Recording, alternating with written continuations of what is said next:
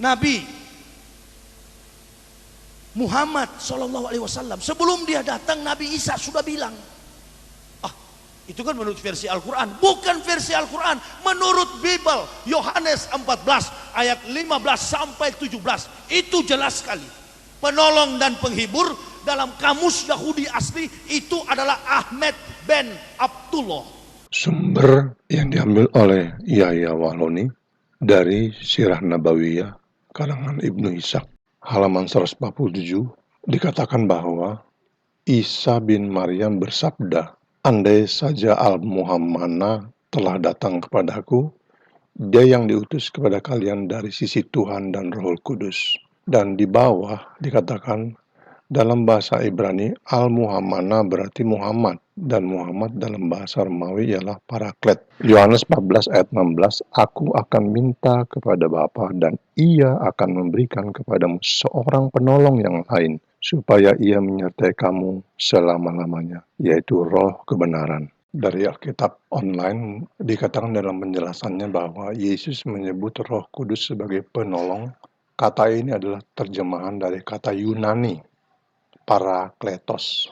Pada Wikipedia ditulis bahwa Alkitab Kristen terdiri dari 39 kitab protokanonika Perjanjian Lama, yaitu kitab-kitab bahasa Ibrani. Kemudian 27 kitab dan surat Perjanjian Baru atau kitab-kitab bahasa Yunani karena ditulis dalam bahasa Yunani oleh para pengikut Kristus. Jadi, baik Ibnu Ishaq maupun Bapak Yahya itu salah mengutip seolah-olah kitab Yohanes berbahasa Ibrani. Padahal jelas di sini dalam Wikipedia dikatakan Injil Yohanes dalam bahasa Yunani, bukan bahasa Ibrani. Kita kembali kepada halaman 147, dikatakan, Ibnu Ishaq berkata, "Aku diberitahu bahwa salah satu yang dikabarkan Isa bin Maryam dalam Injil untuk orang-orang Kristen." Dan seterusnya. Kita perhatikan bahwa Ibnu Ishaq berkata, "Aku diberitahu." Tetapi tidak dikasih tahu diberitahu siapa. Nah, ini jelas bahwa sanadnya lemah karena dia tidak mengasih tahu siapa yang memberitahu Ibnu Ishaq. Padahal fungsi sanad adalah untuk mengetahui derajat kesahihan. Maka kisah ini terbukti tidak sahih.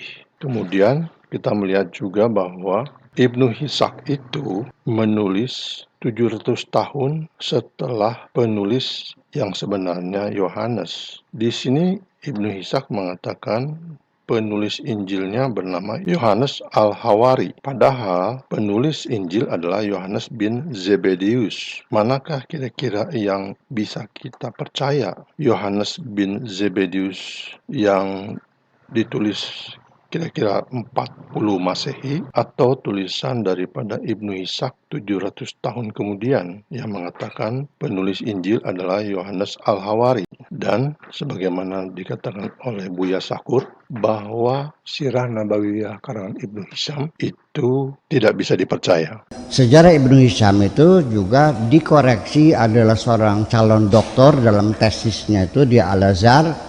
Ternyata terbongkar di dalam itu banyak hadis-hadis palsu dan khurafat.